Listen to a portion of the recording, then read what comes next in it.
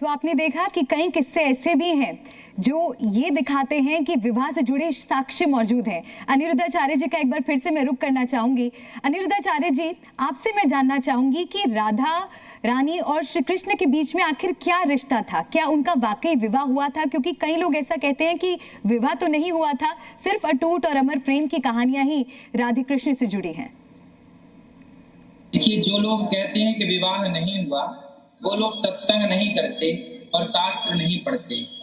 राधा रानी का विवाह भगवान श्री कृष्ण से ब्रह्मा जी ने कराया और भांडीर वट, वृंदावन में ब्रज 84 कोस में एक स्थान है भांडीर वट, वहां पर ब्रह्मा जी ने राधा रानी का श्याम सुंदर से विवाह कराया।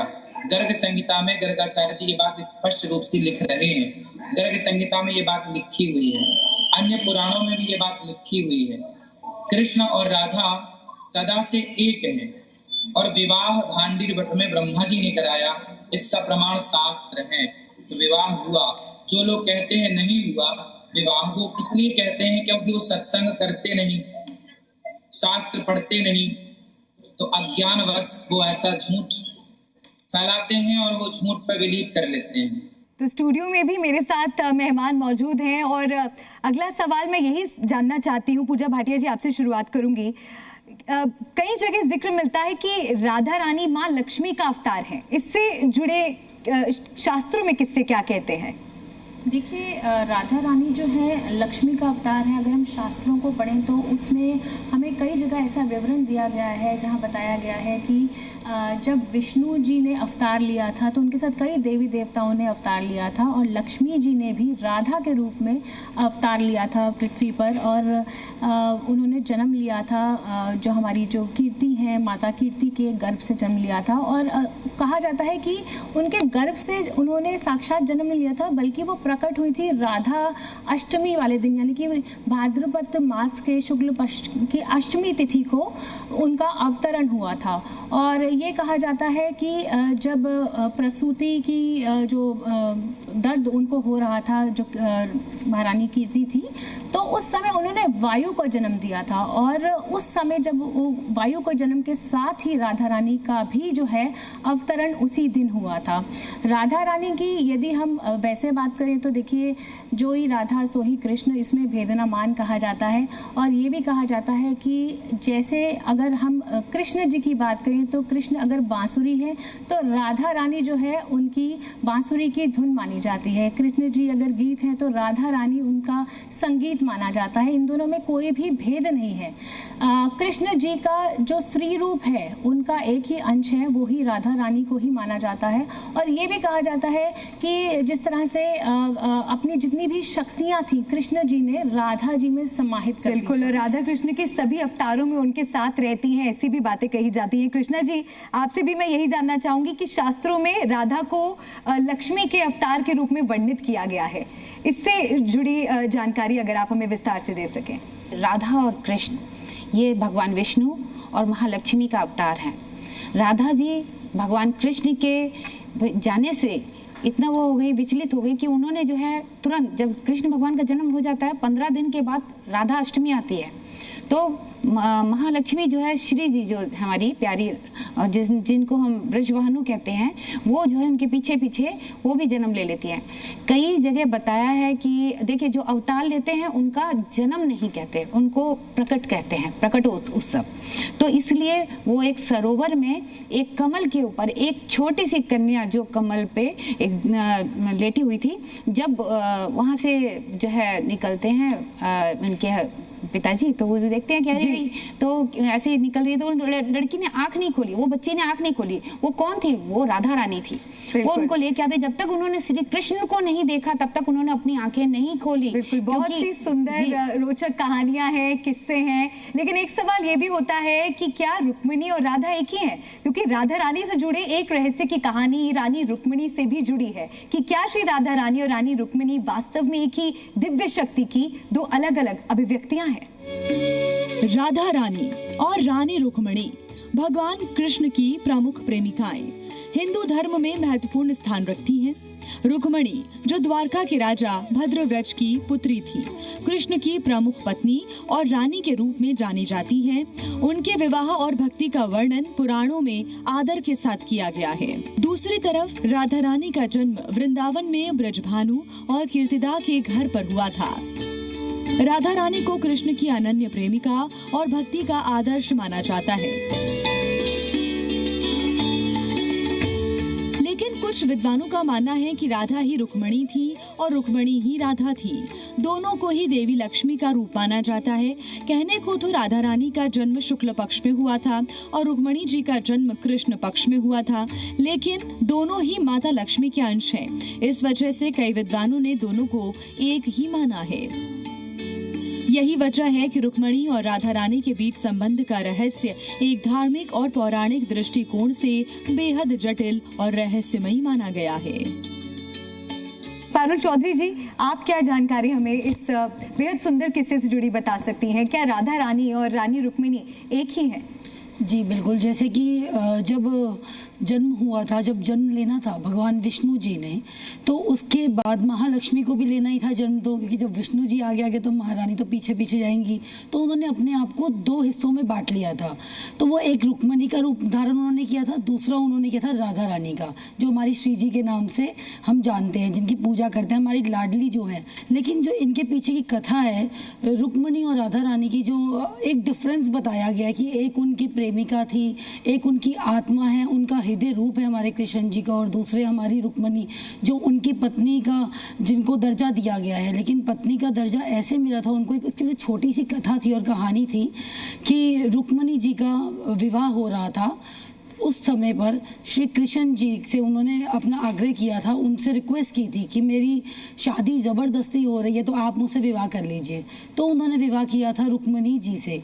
उस समय पर रुक्मणी जी को उनकी पत्नी का जो धर्म पूरा करती हैं वो रुक्मणी जी करती हैं, और जो राधा है उनकी प्रेमिका के रूप में है, लेकिन उनकी आत्मा है, उनका हृदय स्रोत है पूरा, तो एक ही है। कृष्ण जी भी एक है, रुक्मणी भी एक है और राधा जी भी एक ही है, सबका स्वरूप एक ही है। बिल्कुल, लेकिन राधा और कृष्ण का मिलन केवल भौतिक नहीं बल्कि आध्यात्मिक और दिव्य भी माना जाता है। तो ऐसे में मैं आपसे जानना चाहूंगी वान्या जी कि जैसा कि अभी एक बहुत सुंदर बात उन्होंने कही कि पत्नी का दर्जा तो रुक्मिणी जी को ही प्राप्त था, और राधा रानी आज भी बहुत से लोगों को लगता है कि कृष्ण की सिर्फ प्रेमिका थी। इससे जुड़ा रहस्य क्या है? राधा रानी जो थी वो श्री कृष्ण का ही जो फेमिनिन रूप है वो थी। राधा रानी जो है वो श्री कृष्ण का एक तरह से बैकएंड थी। वो कभी सामने नहीं आती थी, बट जो भी श्री कृष्ण के अंदर जितनी भी कलाएं हैं, राधा रानी जो थी वो करुणामय का रूप थी, उदारता का रूप थी। ब्रिज की महारानी जो थी वो राधा रानी थी। कभी भी आप देखिए, हमेशा पहले राधा रानी का नाम लिया जाता है। और अगर जितनी भी जो ब्रिज धाम में भी जितनी भी बालिकाएं हैं, सब में जो है किशोरी का रूप देखा जाता है। सब में जो है बहुत ज़्यादा श्रृंगार की बहुत ज़्यादा महत्ता होती है। ब्रिज धाम की हर जो बालिका है उसको जो है राधा रानी का रूप दिया गया है। राधा रानी जो है श्री कृष्ण की स्ट्रेंथ थी। अगर जैसे श्री कृष्ण जो है बांसुरी हैं, तो वो उनकी राधा रानी जो है वो उनकी धुन है। तो अल्टीमेटली वो एक ही है, उसमें कोई भी डिफरेंस नहीं है, बस एक रूप अलग अलग है। एक अटूट प्रेम, एक ऐसा प्रेम, इमॉर्टल लव जिसे जो कहते हैं, कई एक जन्म का नहीं। आप काफ़ी सारी पौराणिक कथाएं पढ़ेंगे, उसमें कई जन्मों पहले ही इनका जो मिलन है वो हो गया था। एक बार नंद बाबा जो है जब श्री कृष्ण को जो है वहाँ पर बाजार में घुमाने लेके गए, तो वहाँ पर भी उनकी जो मुलाकात है श्री राधा रानी से हुई। श्री राधा रानी को देखकर जो है वो बहुत ही ज़्यादा मंत्रमुग्ध हो गए, और वहीं से जो है उनका प्रेम शुरू हुआ। और कहते हैं जिस जगह पर वो उस टाइम पर जिस बाजार में मिले थे, कई जन्मों पहले भी वही सेम जगह पर जो है उनका मिलना जो है तय हुआ था। तो ये एक ही रूप है, ईश्वर एक ही है यहाँ पर। चाहे आप राधा को जपें, चाहे आप कृष्ण को जपें, बात सारी एक ही है, रूप एक है। और यही जो है, जो भी आज आप श्री कृष्ण का जितनी भी इनके उनके, चाहे वो उनकी कलाएं हैं, चाहे वो उनके रूप हैं, चाहे उनका ज्ञान है, जो भी विजडम है, मुझे ऐसा लगता है कि हर चीज़ में जो है उनका बैकएंड जो है वो राधा रानी ही है। बिल्कुल, और ऐसा कहा जाता है ना, आम लोग ऐसा मानते हैं कि कोई भी प्यार अधूरा रहता है अगर वो विवाह तक ना पहुंच सके, लेकिन राधा कृष्ण का नाम एक दूसरे से जुदा नहीं है। राधा की अनंत शक्तियां, राधा को शक्ति और माया की देवी के रूप में पूजा जाता है और उन्हें सभी प्रकार की शक्तियों का अवतार भी माना जाता है जो जीवन को सजग और उत्साही बनाती हैं। राधा रानी की शक्तियों और उनके प्रेम स्वरूप और शक्ति स्वरूप का रहस्य भी आइए जानते हैं। कृष्णा जी, इससे जुड़ा क्या रहस्य अगर आप हमारे दर्शकों को बता सके, राधा रानी की शक्तियों से जुड़े क्या रहस्य हैं? देखिए, राधा रानी के बारे में तो मैं यही कहूँगी, आप जैसे कि वृंदावन में आप जाएंगे ना तो वहाँ पे कहते हैं राधे राधे, राधे यानी कि राह दे। जब आपको कुछ नहीं समझ में आता, राह दे यानी कि राधे का नाम लिया, सब जगह जो है आपके राह खुल जाते हैं।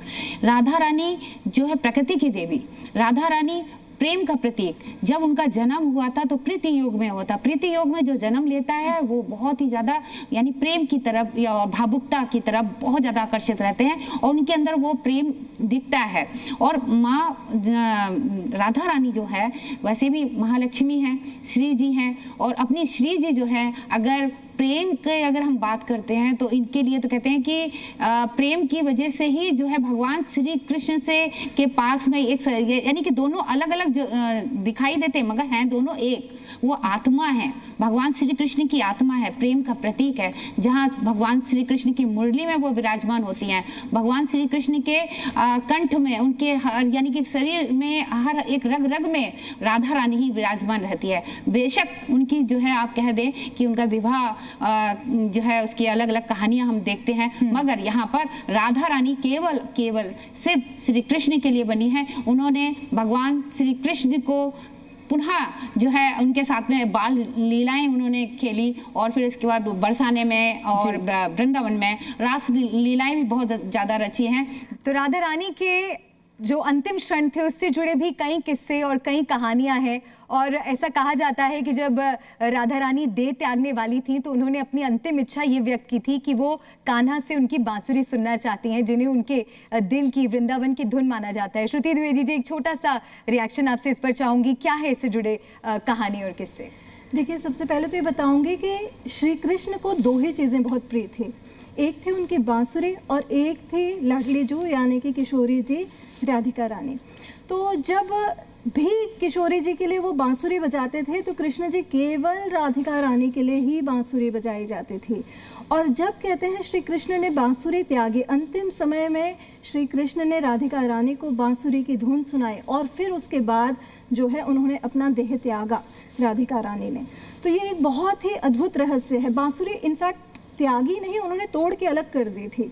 तो कहा जाता है जब श्री कृष्ण जो लला के रूप में विराजमान हैं उनको भी बांसुरी तभी पकड़ाई जाती है केवल एक दिन, वो अक्षय तृतीया के दिन कहते हैं। उसी समय पर रासलीला भी बहुत अच्छी, एक तो शरद पूर्णिमा की रात को मानते हैं और एक अभी मानते हैं अक्षय तृतीया पे जब बांसुरी उनको दी जाती है। बिल्कुल, कई ऐसे रहस्यों से पर्दा उठाने की कोशिश यहाँ पर हमने की। आप सभी मेहमानों का बहुत बहुत शुक्रिया इस शो में हमारे साथ जुड़ने के लिए, और इसी के साथ इस खास पेशकश में फिलहाल इतना ही।